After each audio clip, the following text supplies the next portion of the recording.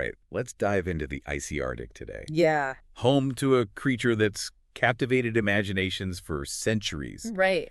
The narwhal. The unicorn of the sea. We've all seen those pictures, the whale with the unicorn horn. Yeah. Right. But there's so much more to this animal than meets the eye. Absolutely.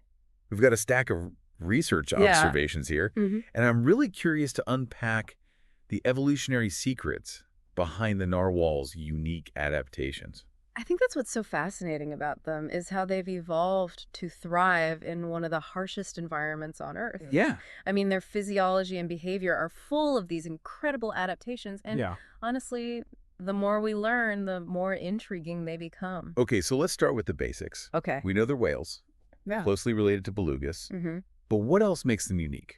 Well, for one, they're the only two living species in their entire family. Wow. The Monodontidae. Just so exclusive. Talk about exclusive. But the real head scratcher, of course. Yeah.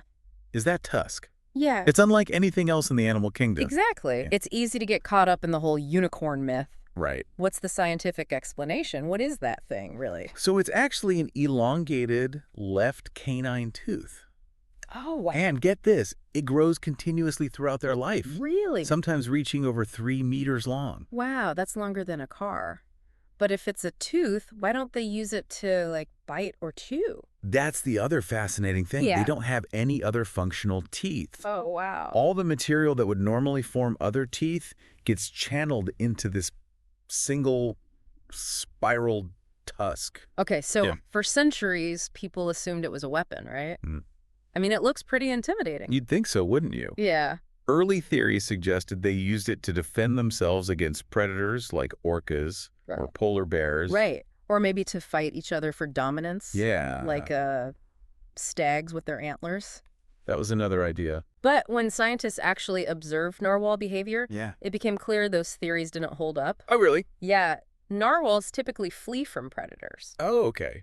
And while males do touch tusks in a behavior called tusking, it seems more like a ritualistic display than actual combat. So not a weapon then? Right. But I've seen footage of them tapping squid with their tusks. Yeah. Could it be a hunting tool? That was another hypothesis, but it doesn't explain why most females, which are perfectly capable hunters, don't have tusks. Good point. Yeah. So if it's not for fighting or hunting, what is it for? Yeah. There has to be some evolutionary advantage. There has to be. Right. And this is where things get really interesting. Oh, yeah? Groundbreaking research by Harvard professor Martin Weah revealed that the tusk is actually a highly sensitive sensory organ. Really? Yeah. A sense organ? How does that work? Well, unlike most teeth, the narwhal tusk lacks a protective enamel coating. Instead, its surface is covered in tiny pores. Interesting. That are directly connected to a nerve. Wait. Yeah. So their nerve is exposed to the freezing Arctic water. Precisely. Wow. And what's remarkable is that this nerve can detect subtle changes in water salinity, temperature, and even pressure. Wow.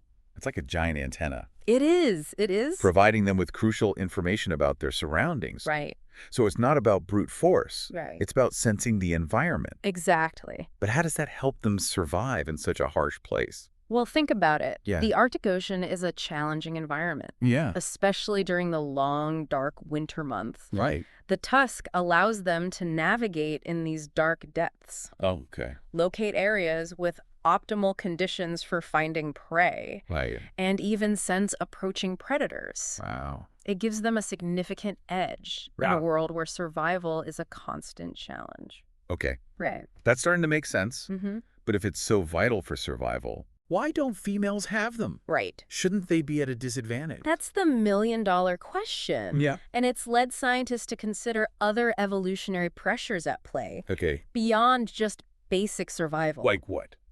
Well, there's the idea of sexual selection, where certain traits evolve not because they directly increase survival, but because they make an individual more attractive to potential mates. Okay, so like a peacock's tail? Exactly. Or a lion's mane? Exactly. Something that signals, hey, look at me. Yeah. I'm healthy and strong. Females might prefer males with larger, more impressive tusks. Right. Indicating genetic fitness and strength. Right. And remember that tusking behavior we talked about. Right. It could be a way for males to compare tusk size, right, establish dominance, without actually fighting. Exactly. So it's a status symbol as well as a sensory organ. It is. 2 for the price of 1.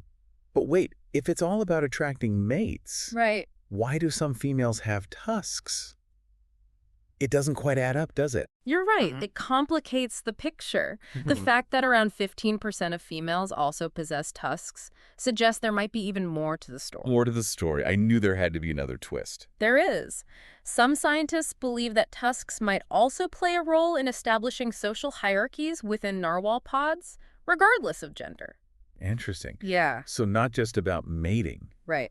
but about social status within the whole pod. Exactly. That's fascinating. But it also seems like we're just scratching the surface here. Yeah. There's still so much we don't know about these animals. Absolutely. And their incredible tusks. Right. All right, so we've talked about the narwhal's incredible tusk. Right. But what about the rest of the animal? Yeah. What else makes them so well suited to life in the Arctic? Well, let's start with their physique. Okay. They've got this streamlined, torpedo-shaped body that's perfect for moving efficiently through the water. Makes sense. And a thick layer of blubber, which provides insulation against the frigid temperatures. It's like wearing a built-in wetsuit, right? Exactly. Yeah. And their circulatory system is designed to conserve heat, too. Oh, wow. They can even slow their heart rate down to reduce oxygen consumption during deep dives. Deep dives? Yeah. How deep are we talking? Narwhals are known to dive to depths of over 1,500 meters. Wow. Which is deeper than the height of many mountains. That's incredible. I can barely hold my breath for a minute, right? Let alone dive that deep. Right. What are they doing down there in the darkness? Primarily hunting for food. Okay. Their diet consists mainly of squid, Greenland halibut, and other bottom-dwelling creatures. So they're diving down to these incredible depths in near-freezing water, all in pursuit of a meal. It is remarkable. Talk about dedication. But it's not just the depths, it's the darkness, too. Right. During the Arctic winter, sunlight is scarce, so they have to rely on other senses to navigate and find their prey. So how do they do it? I mean, it's not like they have headlights down there. They've evolved an incredible ability called echolocation. Okay. Similar to bats, they emit clicks, whistles, and pulsed calls that bounce off objects, allowing them to create a sonic map of their surroundings. It's like they have built-in sonar. It is. Yeah. That's amazing. Yeah. But wait, didn't you say they can also sense changes in water salinity and temperature with their tusks? Right. Could that play a role in hunting too? It's definitely possible. Okay. The tusk could help them locate areas where prey is more likely to be found, or even sense the presence of prey directly. Wow. We're still learning about all the ways they use their senses to hunt. It's incredible how all these different adaptations work together. Yeah. Their streamlined bodies. Right. Their blubber. Their echolocation. Yeah. And their sensitive tusks. Right. It's like nature's perfect survival kit for the Arctic. Precisely. Each piece is essential for their survival in such a harsh environment. Right. But it's not just about individual survival. Right. Narwhals are highly social animals. Oh, tell me more about that. Yeah. I'm always intrigued by animal social structures. Well, narwhals live in pods that can range in size from few individuals to hundreds of whales. Wow.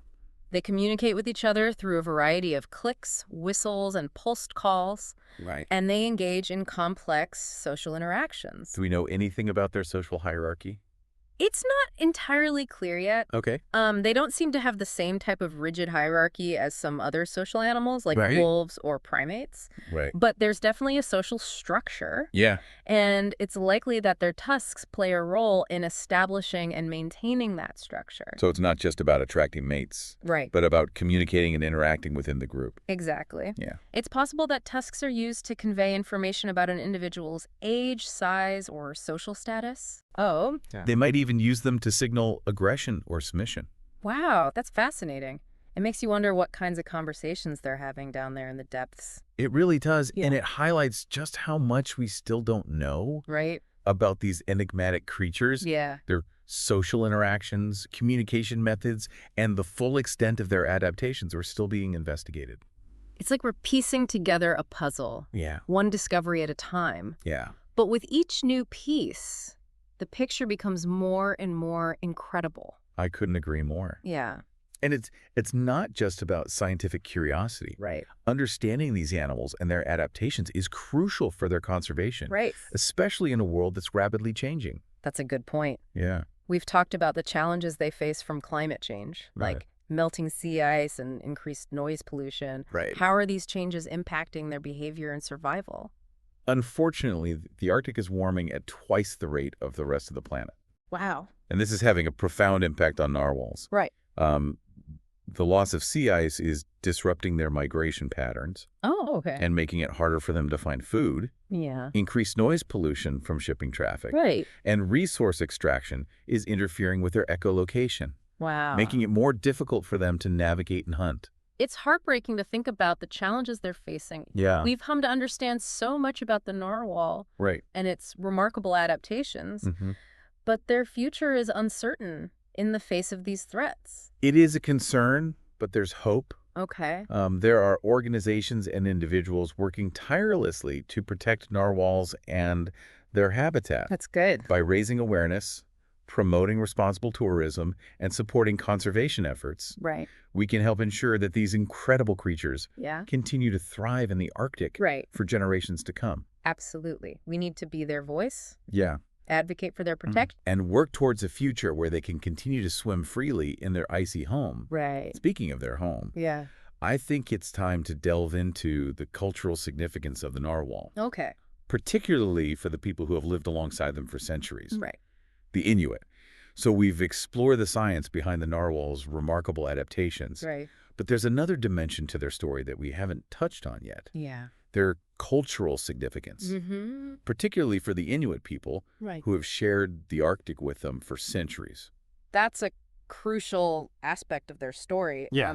For the Inuit, the narwhal isn't just an animal. It's a vital part of their culture, history, and way of life. So it's a relationship that goes beyond just scientific curiosity. It's about a deep connection to the environment and the creatures that inhabit it. Exactly. Yeah. The Inuit rely on the narwhal for sustenance, clothing, tools, and even spiritual inspiration. Their relationship with the narwhal is built on generations of traditional knowledge and a profound respect for the animal. Can you give us some examples of how the narwhal is integrated into their culture? Well, the narwhal skin, known as matak, is a delicacy rich in vitamin C. Wow. Which is essential in the Arctic where fresh fruits and vegetables are scarce. They also use the tusks for carving tools and even building materials. And their stories and legends often feature the narwhal, reflecting its importance in their worldview. It's a beautiful reminder that our connection to the natural world can be so multifaceted. Absolutely. It's not just about scientific understanding. It's about cultural heritage, respect, and recognizing the interconnectedness of all living things. Absolutely. Yeah. The Inuit have a deep understanding of the delicate balance that exists in the Arctic ecosystem, and they've developed sustainable hunting practices to ensure the narwhal's continued survival. But we've talked about the threats narwhals are facing. From climate change and human activity. Yeah. How are these threats impacting the Inuit and their way of life? The changes in the Arctic are impacting the Inuit on multiple levels. Melting sea ice is making it more dangerous to hunt. And unpredictable weather patterns are disrupting traditional travel routes. Wow. The decline in narwhal populations could also have serious consequences for their food security and cultural traditions. It's a reminder that the environmental challenges we face have far-reaching consequences. Impacting not just wildlife, but human communities as well. It's a complex issue.